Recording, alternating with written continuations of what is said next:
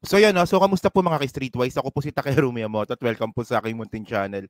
So mga kababayan, ito po yung pinaka-update ngayon natin. So itong mga kaalyado ni Sara Duterte mismo, ha, hindi si Digong, si Sara Duterte mismo. Yung mga politician na kaalyado nga po ni Sara Duterte dyan po sa hugpo ng pagbabago na isang regional political party ay iniwan na rin po siya. At itong mga to ay lumipat po sa partido nga ni Martin Romualdez na Lakas CMD. Okay. So mga kababayan, so mga ka-Streetwise, dito po natin makikita na humihina na po talaga ang political power ng mga Duterte. Kasi mga ka-Streetwise, no, ang pinaka-indikasyon kasi nito, itong mga politician po na to ay may mga sarili-sarili mga baluarte po yan.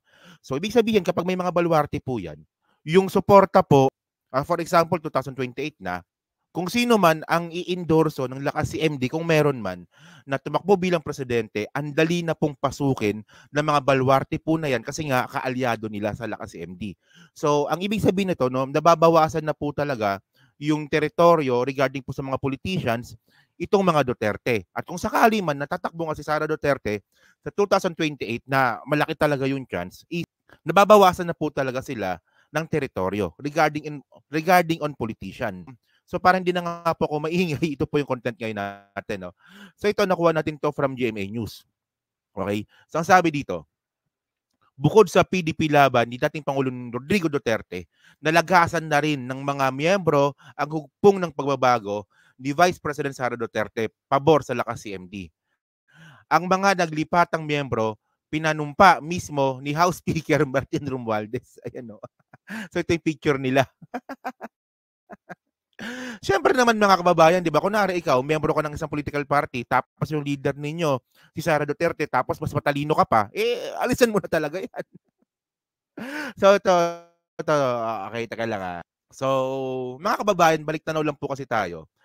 Nahalungkat ko po itong post ng hugpo ng pagbabago noong 2021. So, meron pala silang agreement of alliance. So ito base ito sa post ng hugpo ng pagbabago, no? Sabi dito, it's official.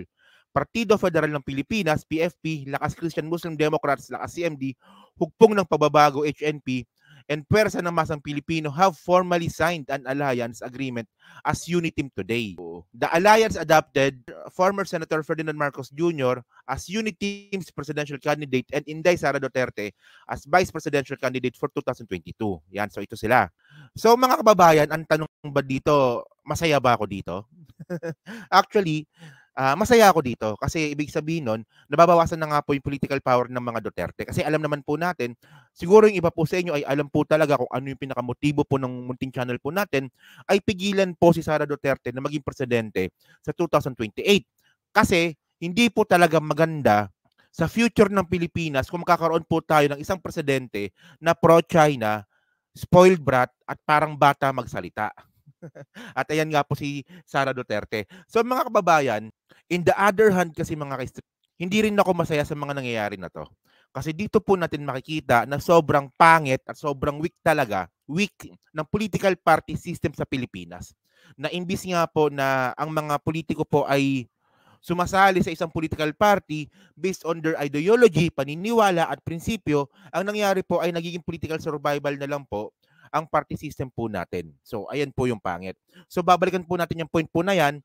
So, ngayon, para mas malinaw mga ka-Streetwise, panoorin muna natin itong balita from UNTV regarding nga po dito sa pag-alis nga po or paglayas ng mga kaalyado nga po ni Sara Duterte mismo dyan nga po sa Lakas CMD. Okay? Sige, panoorin natin to Umalis na sa Partidong Hugpong ng Pagbabago o HNP ni Vice President Sara Duterte ang ilang miyembro nito na mga kilalang opisyal sa Davao Oriental.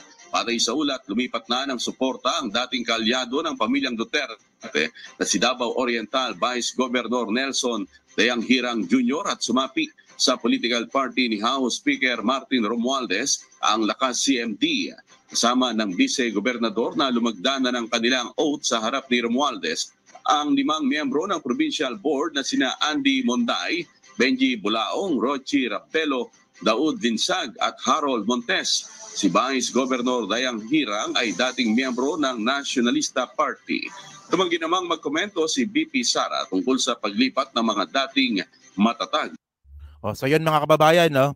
So, ayan po yung report nga po ng UNTV. So, sa bandang huli, binanggit dito na tumanggi nga na magbigay nga po ng komento si Sara Duterte. So, kaya, so ang tanong kasi dito, bakit ka tumanggi na magbigay ng komento? Kasi wala ka masagot. So, para mas maganda mga ka-Streetwise, panoorin po natin yung mismong pagtanggi nga po ni Sara Duterte na magbigay nga po ng comment regarding dito sa mga kaalyado niya na lumayas. Di ba? Nilayasan ka na nga, tapos no comment ka pa rin. Okay. So ito, saglit lang to, mga 30 seconds. Sige, okay. Panoorin natin to ha. Ma'am, yung known allies ninyo sa DAP-4, lumipat daw po sa camp ni Speaker Romualdez. Kanya reaction po sina Vice Governor Dayang Quilang, yung mga board member niyo, ma'am, mga dati po yung kaalyado sa HNP. Opo, no comment.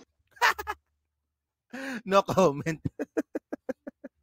So alam niyo mga kababayan kasi ito, babalikan po natin yung sinabi natin kanina. Kasi mga kababayan, kung titingnan po natin yung mismong constitution po natin, ito yung nakalagay dito. So, hindi pala constitution pala, Republic Act number 7491 pala to, no? Okay. So, ito po ay an act providing for the election of party list representative through the party list system and appropriating funds therefore. So, sa bandang section 3, okay, ang nakalagay po dito yan. A political party refers to an organized group of citizens advocating an ideology or platform, principles and policies for the general conduct of government and which as the most immediate means of securing their adoption. Regularly nominates and support certain of its leaders and members and as candidates for public office. Okay, so malinaw dito mga kababayan na ito po talaga nakalagay po sa batas natin na ang political party po talaga ay dapat po sumasali ang politiko dito based on their advocacy, ideology, platform, or principles. Pero ito po yung pangit po talaga pag bulok po yung sistema natin. Ito po yung kabulukan po ng sistema natin. Kaya nga po hindi po nakakapag-perform ng maayos po itong mga politicians natin because ito po yung isa po sa pinaka-problema. Imbis po na ideology po, yung pinaka-motivation ng mga politicians para po sila mag-stay sa political party at para magserbisyo po sa mga Pilipino, nagiging political survival na lang po ito. Okay. So ngayon, nagrereklamo ngayon ang mga DDS. So ang sabi ng mga DDS na wala kayong utang na loob porket mahina na nga si Sara Duterte, porket hindi na presidente si Mau Diggs, naglilipatan na kayo. Mga ka-Streetwise, wala silang karapatang manumbat. Kasi mga kababayan, ginawa rin naman ito ng mga Duterte dati. Kung makikita po natin dito, ito yung mismong profile nga po ni dating Pangulong Duterte. So ito po yung political party niya ngayon. So PDP Laban from 1998 to 2009. And then umalis po siya, bumalik po siya 2015 up to present. Pero kung makikita niyo mga kababayan, no, merong pagitan. 1998, 2009, tsaka 2015 to present. So ngayon, ang tanong dito, anong political party ni dating Pangulong Duterte from 2009 hanggang 2015? So dito po, makita po natin dito, no, nakalagay naman to dito Siya po ay naging parte din po ng Liberal Party. At lumipat-lipat din po siya ng political party sa Nasyonalista, di ba? At saka Liberal Party at ngayon po PDP Laban. Actually, itong Lakas ng Davao, ano lang naman to regional lang naman ito. Tsaka Hugpong sa Tawong Lungsod, local party lang naman ito. So mga kababayan kasi, ginawa rin naman ito ni Duterte. Kung kailan nga po malakas yung ugong-ugong na mananalo nga po si dating Pangulong Pinoy, si Pinoy Aquino, lumipat din po siya sa Liberal Party. At hindi lang po siya basta-basta naging miyembro. Si dating Pangulong Duterte din po ay naging, teka lang saan ba yun? Ito. Nasa baba pala. Chairman of the Liberal Party in Davao. Yan. So mga kababayan, si dating Pangulong Duterte, hindi lang naman po siya naging basta-basta lang na miyembro po ng Liberal Party. Naging chairman din po siya ng Liberal Party sa Davao, sa buong Davao City.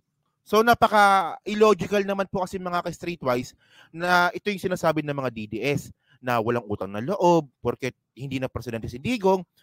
Ang sinasabi natin dito mga kababayan, ito po yung sistema po ng Pilipinas. Ito po yung isa po sa mga bulok na sistema po ng Pilipinas kung bakit nga po nakakaganito. Isipin niyo mga kababayan, di ba? From the start, di ba? Majority po talaga ng mga miyembro ng yung member nga po ng Congress natin is karamihan po diyan ay PDP Laban. Pero lumipat din po sila because of their political survival. And then ngayon, syempre, sabihin na nga po natin na medyo nainis din po itong mga politiko, itong mga congressman, na doon nga po sa mga comment ni dating Pangulong Duterte, kaya rin po sila lumipat. Pero maliit lang po na ano yon, maliit lang po talaga na dahilan yon. Ang pinakadahilan naman po talaga ng mga politiko na to ay para po manatili rin po sila sa kapangyarihan. At saka ito nga po sinasabi ko po sa inyo, sabihin na nga po natin na kung meron man patatakbuhin yung lakas CMD sa 2028 bilang presidente at malaki yung chance na si Martin Romualdez yun. So ngayon, ang dami na pong mga politiko na kasapi po ng lakas CMD. So syempre, itong mga politiko na nga po na to ay mayroon din po itong mga constituents at saka may mga sariling teritoryo din po ito. So madali pong pasukin po ito para mangampanya at saka para impluwensyahan din po yung mga botante doon nga po sa mga teritoryo po na yan kasi kaalyado po halos lahat na ngayon ng lakas CMD yung mga politicians po natin sa buong Pilipinas. Well, kung ako ba, di ba kasi may nagtanong sa akin kung ako ba ay Martin Romualdez supporter para maging presidente sa 2028, ako sa ngayon sinasabi ko hindi. Hindi, kasi in my own opinion, ang mas maganda po talaga dito ay ma-extend po talaga yung termino ni PBBM. Mas ano sa akin yun Parang ayun yung pinaka mas logical na mas makakabuti po sa bansa natin na ma-extend po si PBBM. Well, kung hindi mangyari yun, will I consider Martin Romualdez? Hindi ko pa po masabi. Kasi masyado pang maaga. Malay nyo, di ba? Malay nyo, maging anti-Romualdez ako o kaya maging taga-suporta ni Martin Romualdez. Depende din po yan sa takbo po ng politika. Kasi malay nyo, di ba? Kunwari ngayon, magbabanggit ako na ako ay taga-suporta ni Martin Romualdez o pagkatapos yun naman pala nagkaroon ng issue ng pangungurakot, di palpak na naman ako, di ba? Kung sakali man lang. So masyado pang maaga, di ba? So yun lang po mga kababayan, no? So kayo po, ano po masasabi nyo nga po dito sa mga paglipat or paglayas nga po ng mga kaalyado nga ni Sara Duterte mismo. At doon pa talaga sila lumipat kay Martin Romualdez sa lakas CMD. Yan. So paki-comment lang po sa baba at binabasa ko pong lahat yan. So hanggang sa muli po, maraming salamat po sa inyong lahat. Ako po si Takero Miyamoto. Bye-bye.